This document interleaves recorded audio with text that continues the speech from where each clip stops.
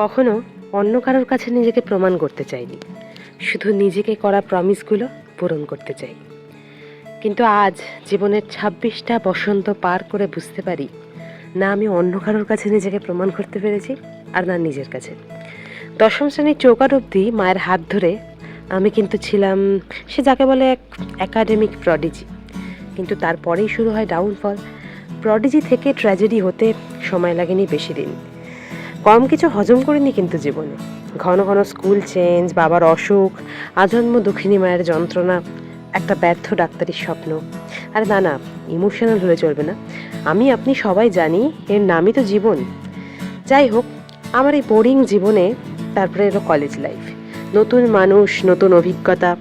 আস্তে আস্তে বুঝতে শিখলাম জীবনটা আসলে কোনো একটা পরীক্ষা নয়, বরং অনেকগুলো ছোট ছোট পরীক্ষার সামেটিভ ইভ্যালিউশনই হলো জীবন।